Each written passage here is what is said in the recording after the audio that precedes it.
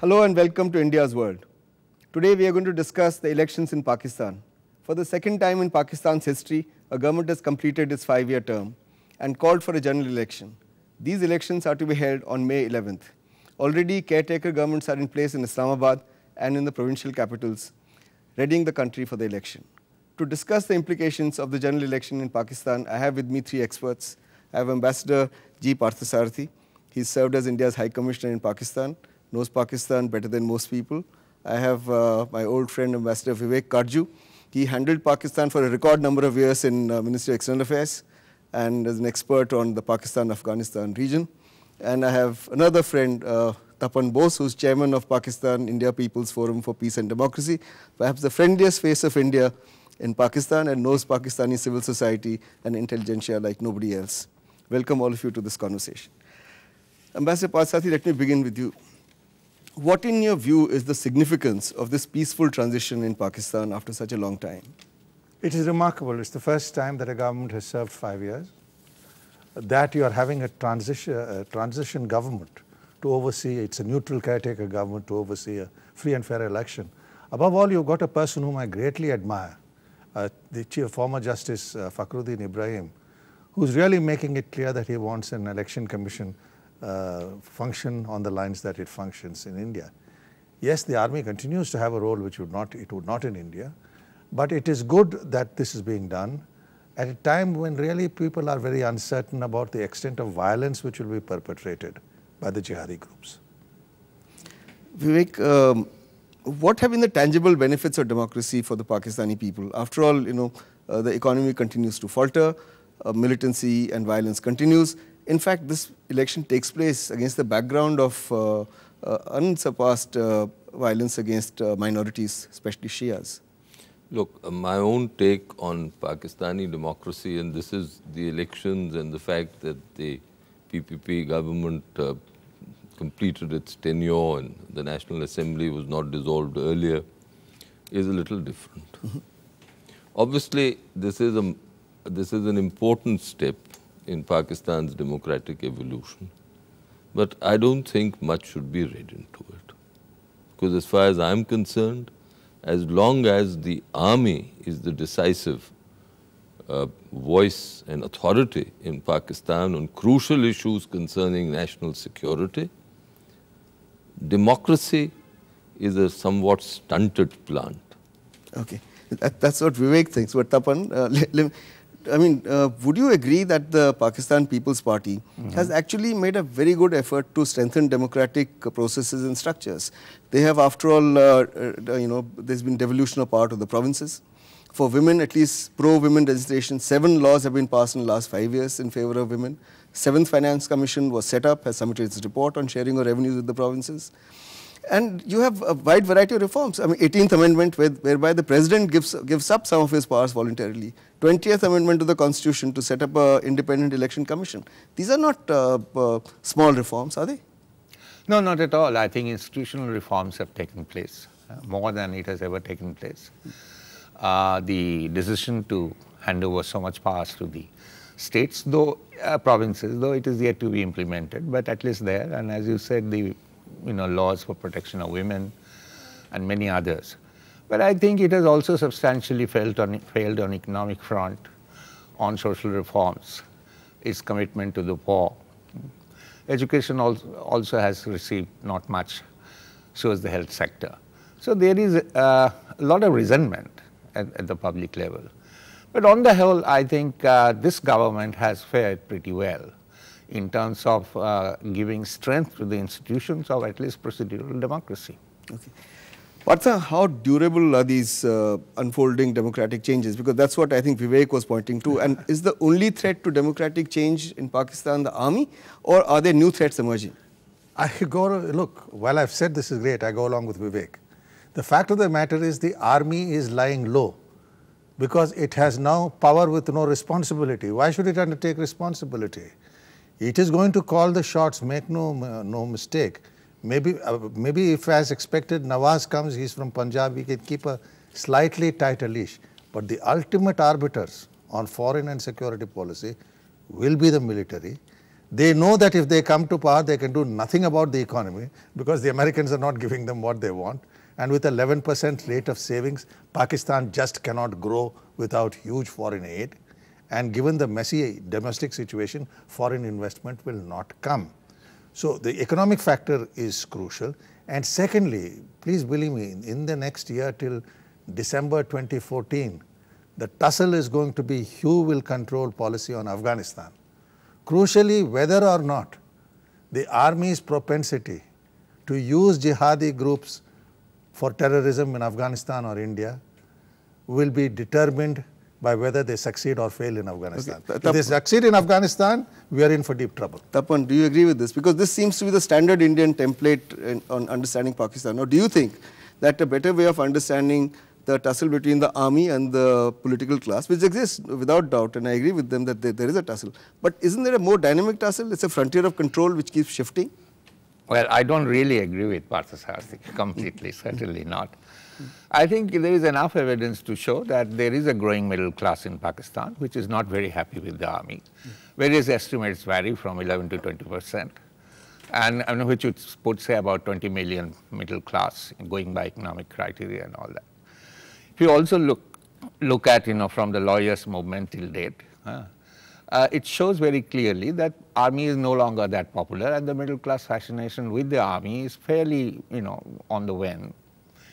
And the fact that Musharraf comes back and gets only a few hundred people to go to listen to him, whereas what's his name, Imran Khan gets about 150,000 people in Lahore last week, Saturday, is I think in many ways factors that are showing that there are changes. And army has never really faced the kind of opposition and bashing it faced, about. Yeah, I was just going to say, but army versus society, tussle has taken a turn for the worse for the army. Let's be very clear.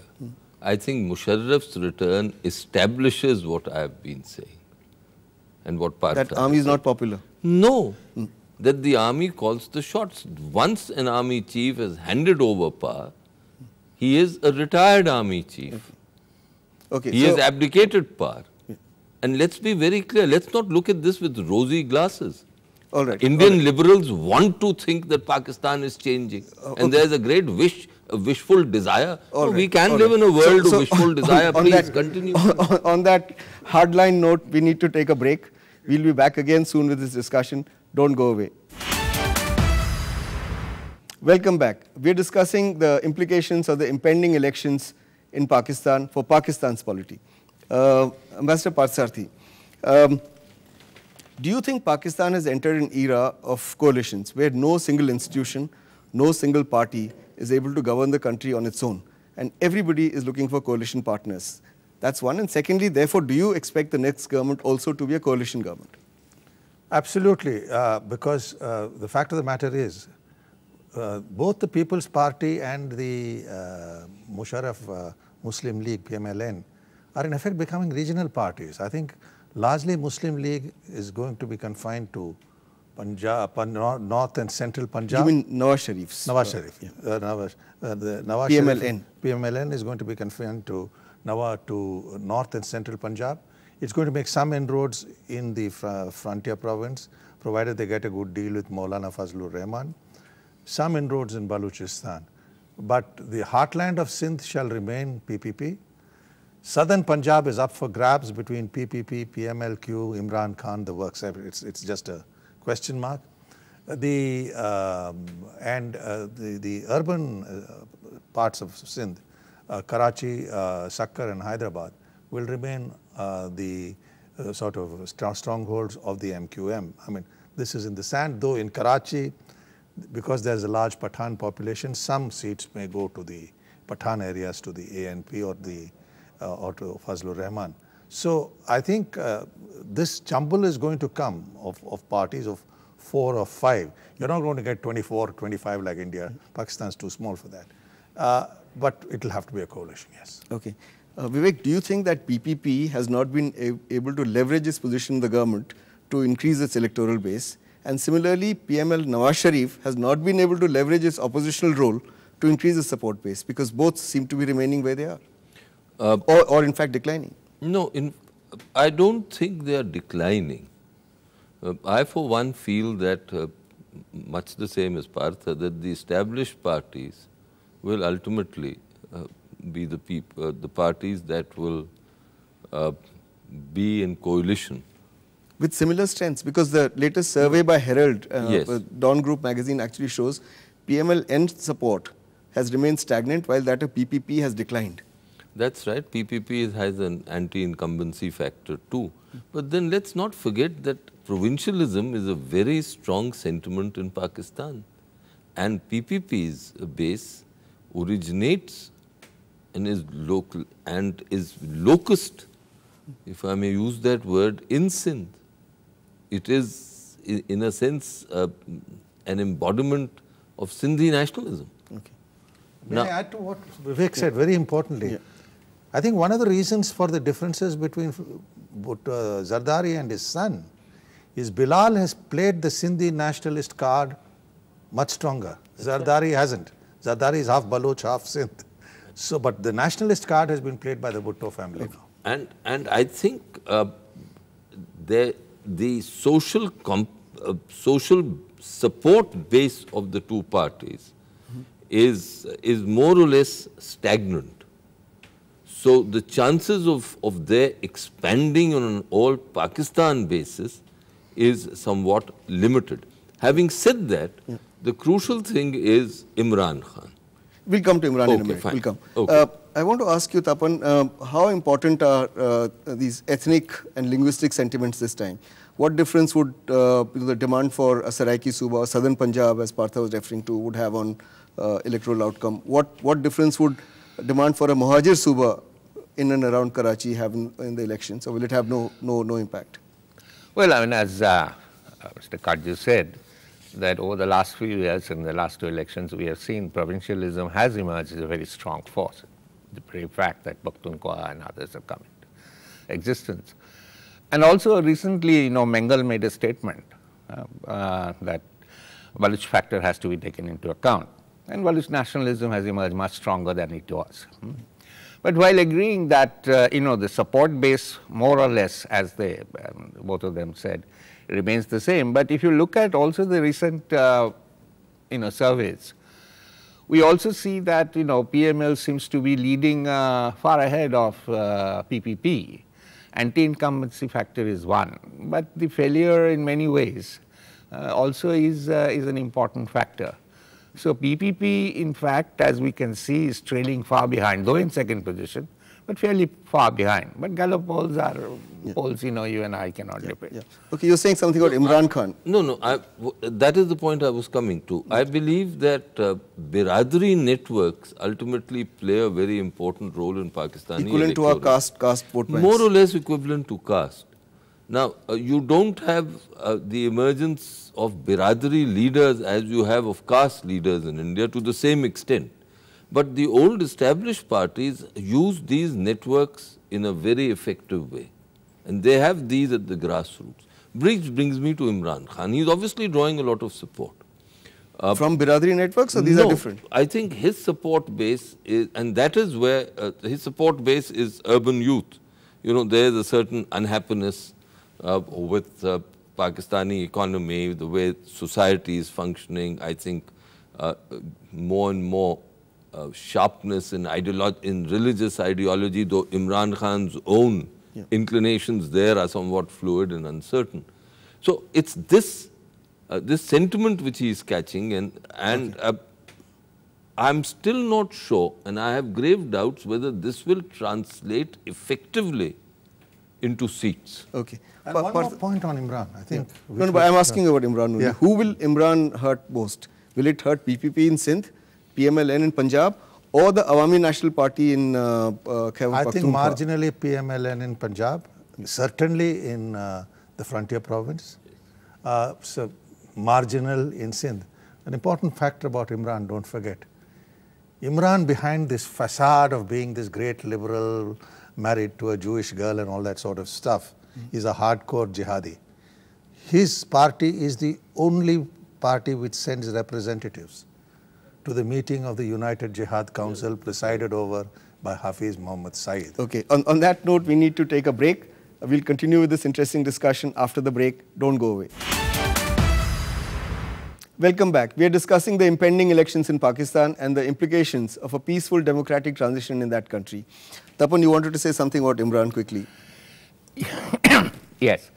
See, I don't think we should write off Imran completely for the simple reason that I think the youth and the younger generation of Pakistan, like in all our countries, is certainly going to be an important factor in election. And as I was saying earlier, that there is a growing middle class, and we have been seeing them exercising their okay, how many presence. Seats? Because I haven't heard more than 25 seats for Imran. Yes. No, I'm I'm not writing off Imran Khan. I'm merely saying don't take his urbane suaveness and civil society friendliness. At heart, he's a jihadi. Can we leave Imran for a minute? Can we leave Imran for a minute? Vivek, I want to ask you about General Musharraf. Do you think Musharraf is a factor at all in these elections, or is he just coming back to rehabilitate himself and re-legitimize himself? I say he's a pathetic figure.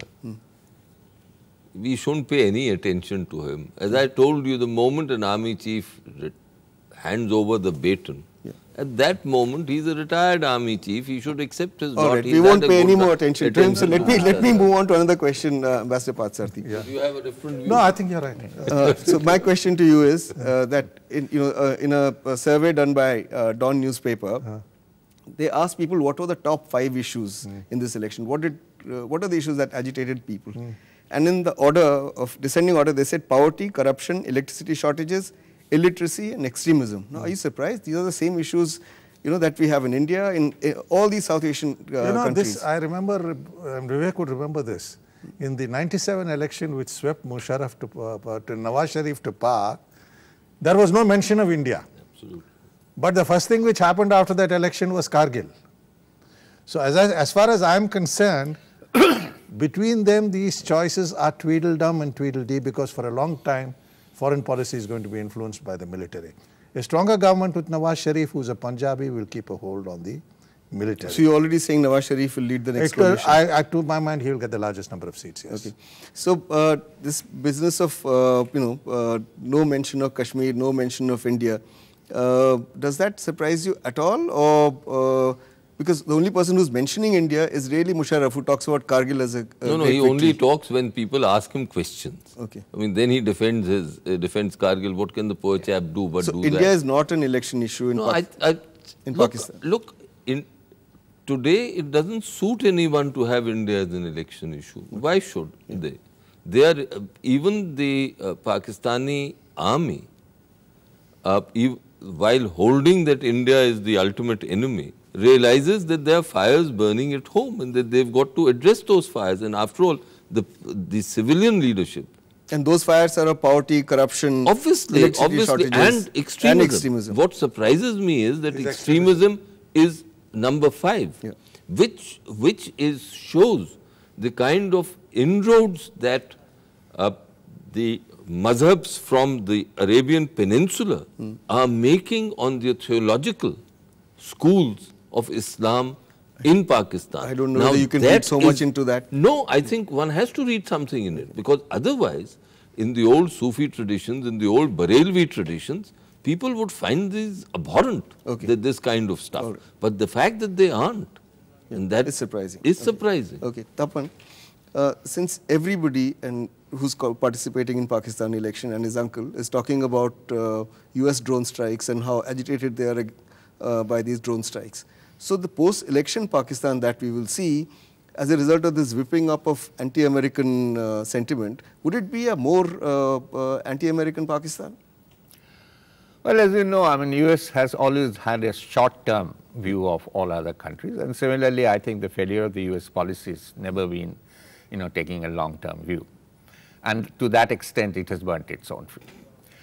But if Zardari's recent visit to Tehran and opening up this whole thing and laying the foundation stone for Iran-Pakistan pipeline to the teeth of opposition of the Obama administration is anything, I think I would read his attempt to rehabilitate himself and the PPP as a party which is not completely sold out to the US. US will remain an issue. I mean, my last few visits to Pakistan, my feeling was that the major issue on the street is US. And in fact, most of the people who are unhappy, and if you read the newspapers and see that the drones and the US presence and the muscle flexing by the CIA and others is also seen as a reason for the expansion of the jihadi regimes. And also the concerns about the attacks, for example, against the Shia. And the Shias you cannot write off. They are a substantial vote bank, about 20% of the population, and others. So the jihadi issue, I think, is, even though it is being named as fifth, I wouldn't take it as a very significant thing that it has come down. I think it's a very important issue. Partha, America says, the State Department has said that they have no favorites in Pakistan. It doesn't matter to them who wins, they want a fair election. But suppose Nawaz Sharif led the next coalition, or let's say, imagine a scenario where Imran Khan leads a coalition there. Would Americans prefer that over a PPP-led government? I've spoken to the Americans. In private, they will concede to you that they are seriously concerned on Imran Khan. Yeah. Between Nawaz and Zardari, there's little to choose because the Americans influence Nawaz through Saudi Arabia. Nawaz is totally beholden to Saudi Arabia. In fact, Musharraf has come back because of Saudi Arabia telling Nawaz to cool off. So, in terms of foreign policy, these games will be paid. Whip up anti-American sentiment and then go to the Americans and say, can I have 5 billion more? And the Americans will say, you behave with the Taliban, we'll give you 10 billion more. So these are diplomatic games being played, but on a larger ideological plane. I want to go back to what Vivek said. There is now a clash between Wahhabi Salafi Islam on the one hand and Barelvi Islam and Shias on the other. And this is why I think India has to play its cards, because subcontinental Islam, which is Barelvi, is syncretic. And this tussle is going to continue. And don't forget, Zardari is Shia. His going to Iran is also seen in that context. He has never been invited to Saudi Arabia. Yeah. So, the sort of fracture within Islam, the limbs of Islam in Pakistan are going to be important. And we in India shouldn't believe it is a monolith. It is something which is, evolving in terms of, as Vivek said, Arabized or subcontinental syncretic Islam. Okay, last word to you. What do you see happening in Pakistan? Do you agree with Partha? Look, as far as the Americans are concerned, I think their main focus is an orderly withdrawal from Afghanistan, and in that it's not the civilian boys or the politicos who'd have much of a role, it'll be the army. And they'll be focused on who will replace Kayani, because after all his term will come to an end this year. As far as post-election Pakistan is concerned, I think it's going to be much the same. That's the same. Personalities may change, but be much the same. Okay, all right, quickly.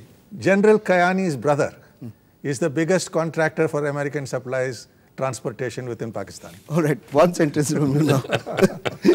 No, well, I think there is substantial, facts in what they are saying, but I also think, regime changes are not always done by external factors.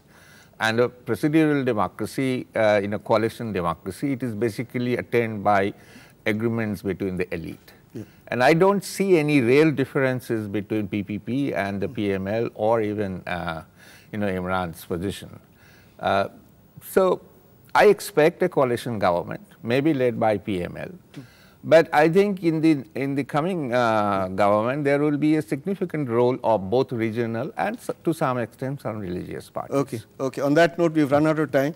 I thank all of you for participating in this conversation, sharing your views with our viewers and with me.